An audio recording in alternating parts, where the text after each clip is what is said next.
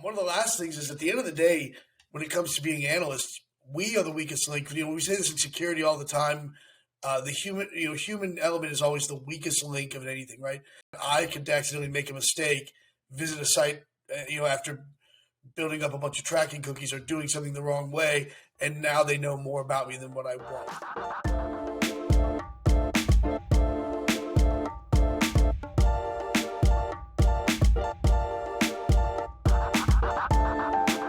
Hey everyone, welcome to NeedleStack, the podcast for professional online researchers. I'm your host, Matt Ashburn, former CISO and current open source research wrangler. And I'm Jeff Phillips, tech industry veteran and curious to a fault.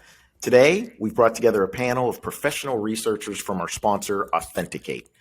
Now, we've been talking about digital fingerprints these first few episodes. And so our guests are here to talk about how their digital fingerprints impact the way they go about their work day to day. The ways in which the ability to conceal a digital fingerprint has evolved over time, and to provide some advanced insight into how you're tracked online and how to thoroughly blend in whenever you're conducting your research. First, let's meet our panel. We have Adam Hinkie. So Adam served as a formally trained all-source military intelligence analyst. He then transitioned into the cyber threat intelligence realm through the financial sector. So welcome, Adam. It's a pleasure to be here. We also have Amir Mohammadi. Amir is a security researcher, and he has extensive knowledge of browser and digital fingerprinting and how you can be tracked online. Welcome, Amir. Glad to be here. All right, so my first question here is going to go to Adam. Adam, how has the digital fingerprint impacted your experience as a CTI researcher? From a CTI researcher standpoint, phishing is one of our most common things that we do research on. And when you're looking at phishing sites, the nature of these things is often target certain geographical locations. If they notice you from outside that area, you're not going to get access to it, or they can be suspicious and then change it up and make it difficult for you as a researcher to gain access to that site. Again, as researchers, all we're trying to do is get to the phishing site, see what it's really doing. If we're able to download what's been done on the site because they left it open, you can do that as well. But it's one of those things where you just have to be you have to be cognizant of what you're doing as far as from a digital fingerprint standpoint. We do use VPNs from time to time, and the issue then becomes some of those VPNs get blocked, whether it's due to just the site itself. They know that it's a VPN, whether it's from Nord or one of the other ones. And then lastly, you got to be able to spoof your location for that digital fingerprint, right?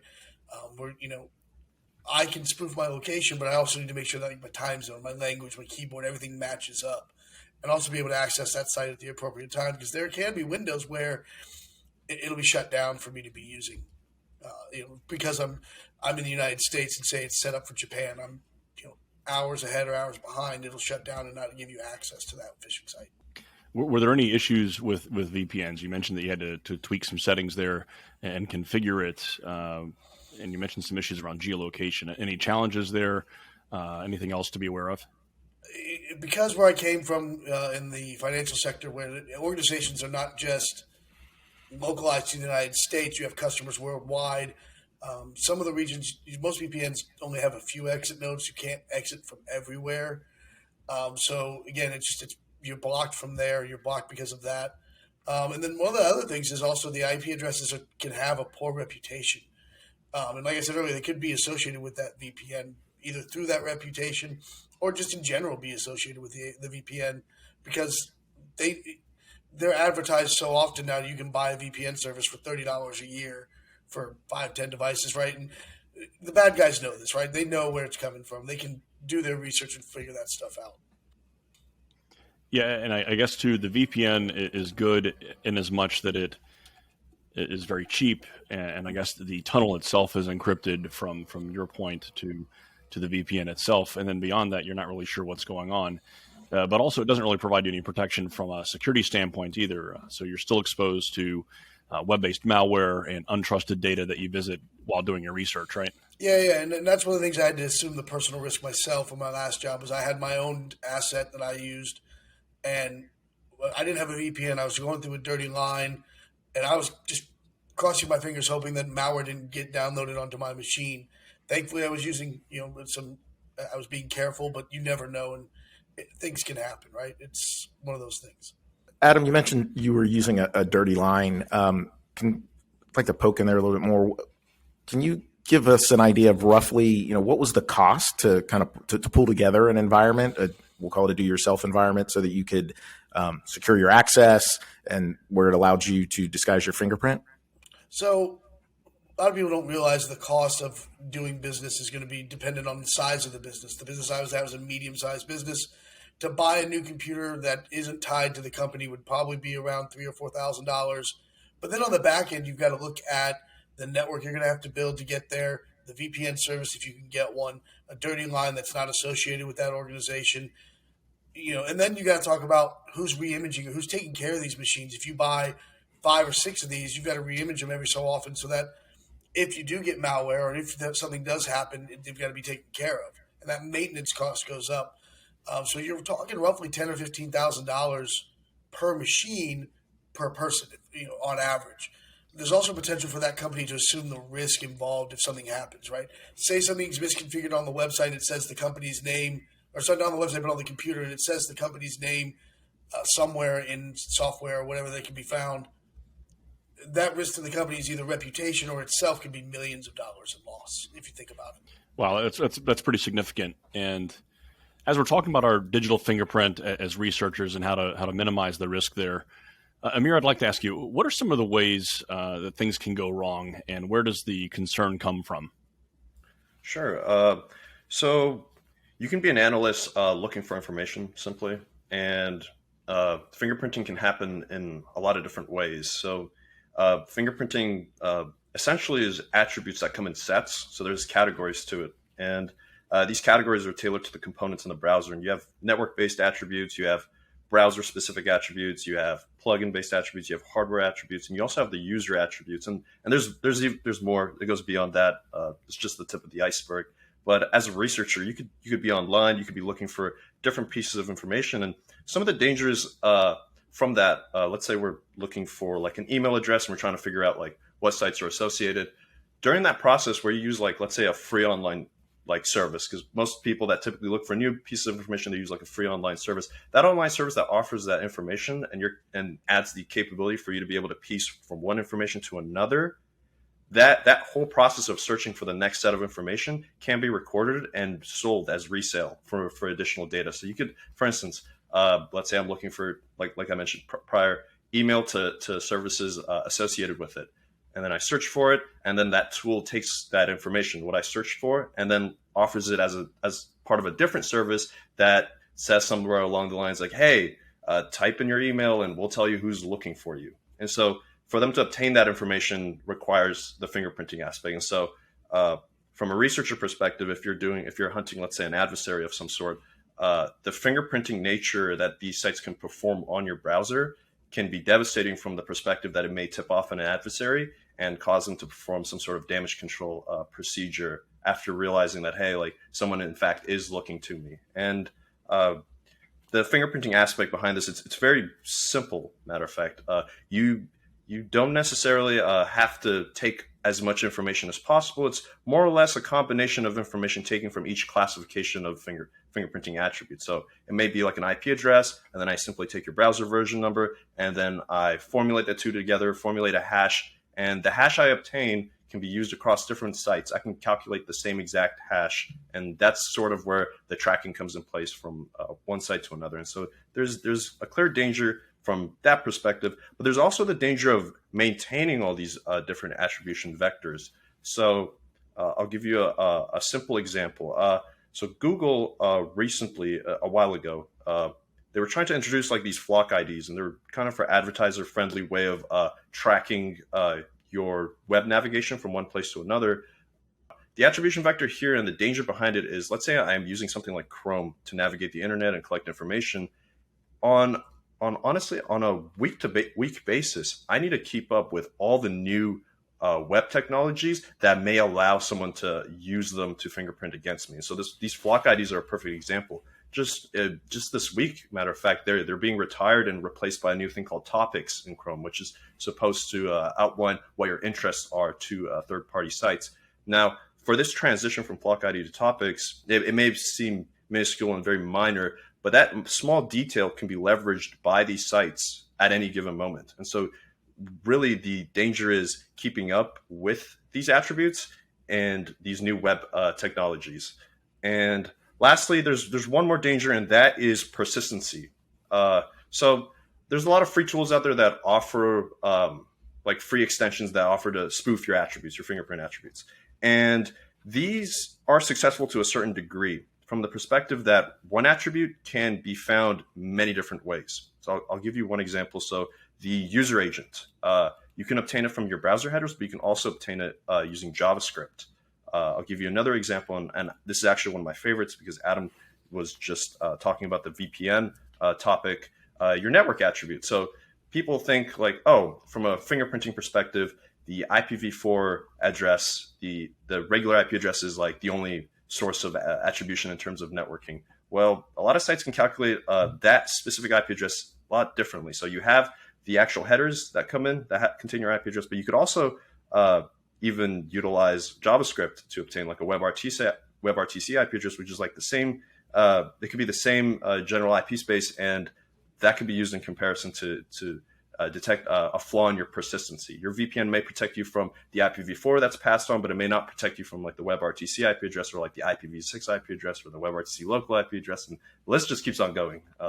So yeah, there's also the danger of maintaining persistency in your environment if you're trying to spoof to something. That's a lot to keep up with. Wow. Yeah.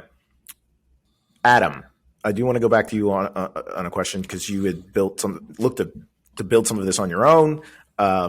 And we've got a lot of parameters here that Amir was just talking about that you need to keep aware of. Although I guess as a user of Chrome day to day, it's just happening. These updates are just happening, and I don't care about them if I'm not deep into the research. But if you're out there trying to manage how your digital fingerprint, then you need to do so. So what do you feel like you were missing when you were using your personal machine that our listeners should be aware of, and maybe they're dealing with that too? From a personal machine perspective, I'm putting all my data at risk, right? I have years of photos, programs, my college degree stuff that I worked on here that I could potentially lose if I get malware or ransomware or something like that. So if I'm working at an organization, I'd love for them to help give me a device to do this with, right? On top of that, I'm using built-in tools that may or may not work just because of the type of computer I'm using. But the company may have some better access to tools as well. From well-known companies out there like Cisco and Palo Alto, where you have basic pseudo sandbox windows that you can surf the web for. You're still coming from that IP structure of that organization, but at least you're protecting that organization because you're using a VM of Windows to go surf the internet. Not necessarily the greatest thing, but because it's just security focused and not a digital fingerprint focus, right? It's still showing that I'm coming from whatever organization name, the IP space, and I can't change anything other than it's a Windows box. And then lastly, as a researcher, one of the hard parts is keeping your sock puppets straight, right? And for me, it's a challenge. I had a spreadsheet where I'm going to pretend to be this person this day, and then tomorrow I'm going to be this person this day. And they may use different computers from different time zones, and it's a mess. And it's one of those things where at the end of the day, if you mess up, the next thing you know is you have a hazard of a friend recommendation or something like that coming up where maybe I forgot to log into the right Facebook account. I end up using my personal account and I'm researching somebody, and next thing you know, I've got a friend request for that person because I was searching for them. And they may have a friend request for me. And they're going to go, well, who is this guy? Why is it popping up as a friend request? It's not something you want to have if you're a security researcher or someone doing research on individuals like that, right? And Amir, I'd like to ask you, so in our podcast, we've mentioned the term digital fingerprint, browser fingerprint, and the idea that your digital fingerprint is comprised of attributes about your network, your browser fingerprints, attributes about your browser, and then, of course, the user's behavior. A lot of people may understand the first thing and the last thing, but that in the middle seems to be a bit obscure to some folks. Can you explain to us a little bit about what browser fingerprinting is and some of the high-level techniques and what the risk is? Yeah, sure. So for just regular browser fingerprinting, you have like your user agent. It may be a mix of what plugins you have installed. So for instance, if I'm running Firefox and have VLC installed, VLC is a standalone package. It sits outside of Firefox. And so when you install it and you introduce it and you have the right codecs for it that are supported in the browser, you can attribute based on that. There's also a little bit more complex methods of fingerprinting from like a user perspective. So, you can be spoofing all your attributes, but then when the user introduces their own set of software and their own preferences to the browser, automatically that browser is tailored to them. And I'll give you two fairly new examples. And they're not necessarily new, but they've been lingering for a while. And I haven't seen that many sites take advantage of these, but these are points of attributes that you should be very well aware of, since it is the end user that introduces them. So on one fingerprint technique actually allows you to see what sites you're logged into. So let's say I'm logged into YouTube, Gmail, etc. On a third-party site, I'm able to calculate that they are logged into those sites, and the method in which that's used for that is this method where all these sites, they have this login after redirect scheme. So this is where you log into the site and then you're redirected to another page. And during that redirect, what you can do is you can replace the artifact that you're going to be redirected to a simple thing like a favicon. So a favicon is like this icon you see in your tab, and you see it on every website. Every website has one. And the problem with that is when you combine both the login after redirect and the favicon together, it gives you a standard way of figuring out if someone is logged in. And the way that works is quite simple. So if I try to load the favicon as an image on the website, if the image doesn't load, it means you're not logged in because the redirect never happened for that resource to be loaded.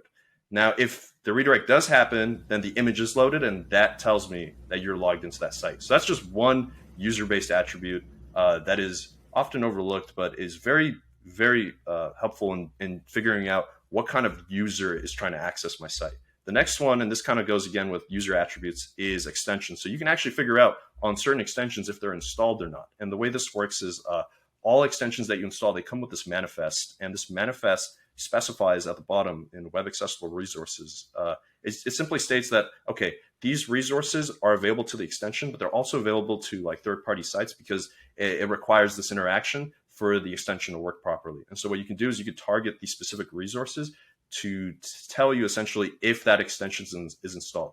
So these are just two attributes, but with these two attributes, I'm able to essentially profile someone and go, okay, yeah, you're interested in XYZ, you use these type of tools, and so now I know what kind of user you are. This gives me a general idea.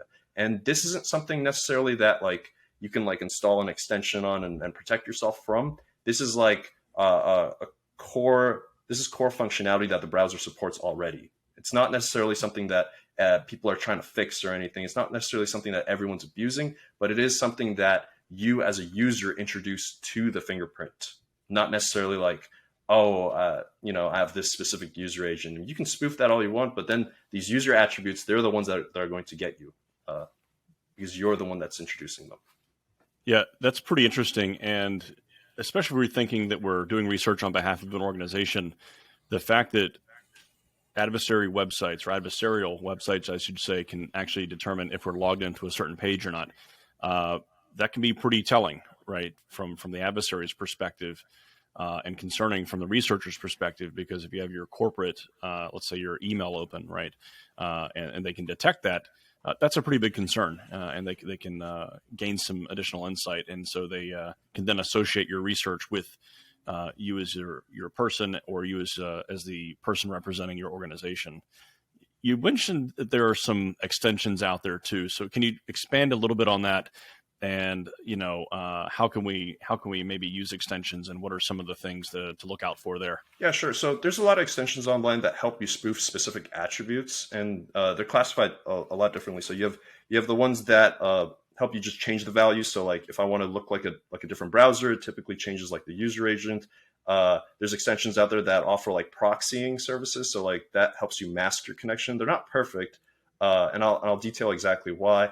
And then you also have some really good extensions like NoScript that their sole purpose is to block elements like by default. And so it is your job to add them to an allow list over time as you're navigating different websites. So this is a different approach. And the problem with a lot of these extensions, the ones specifically that help you spoof some of your attributes, is they're not persistent in the way they do it. So like I spoke on this before, one extension may claim that, I can help you change from one browser to another. I can help you look like Firefox instead of Chromium. All right, well, here are the problems with that. let's say I'm changing my browser from Chromium to Firefox, and I'm just changing the user agent. Well, first of all, that user agent can be obtained numerous different ways. So there's an internal object in the JavaScript engine on these browsers. It's called the navigator object, and this navigator object actually holds the user agent again. And the extension, sometimes they don't persistently change both of them, and so that causes a mismatch. Then you also have like user agents that say somewhere along the lines that, oh, you're running Chrome, but then you're like on a Windows machine, and you might be on a Linux machine. Now, the navigator object, again, also supplies the CPU architecture of the browser that you're running. So you might be running the browser under Linux, but then your user agent is claiming Chrome with like Windows on it. And so that in itself is another persistency problem. So a lot of these free tools out there, the primary danger of using them is that even though they claim that, hey, I can help you change your user agent, or hey, I can help mask your IP address, there might be a leak in the persistency if an adversarial site is crafty enough to notice that persistency problem and do a comparison against the two.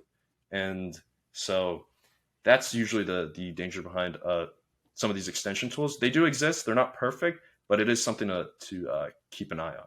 Yeah, I appreciate that. Thanks. Adam, any final thoughts or words of advice that you'd like to give the listeners out there today? I touched on sock puppets earlier, and I want to give some advice on that in the sense that be aware that if you got to be sure that your organization actually allows you to use them. There's some legal issues that are involved when creating and using sock puppets, especially if you're using it to log into other sites that have user agreements that you may be violating because you're pretending to be somebody else. So if you're going to have sock puppets, I would say, A, make sure your organization's good with it. B, have a policy in place to track it so that in case for legal investigations, we'll say you've got to submit this to law enforcement. At the end of the day, you can say, look, I used this. This is why.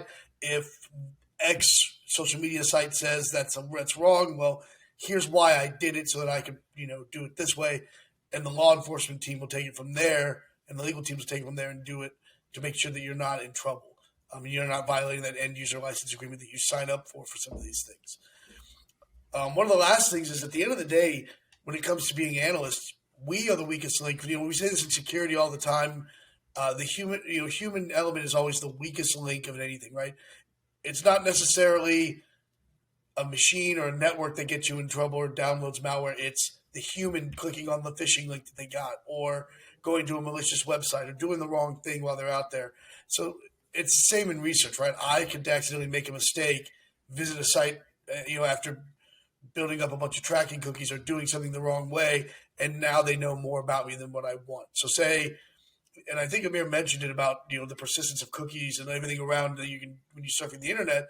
So if I start my day looking at Fox News and then go to this website and I'm going to Amazon, all that stuff gets linked together. And then I say, okay, now I need to go do an investigation. Well, now I've gone to CNN or Fox News. I've logged into Amazon.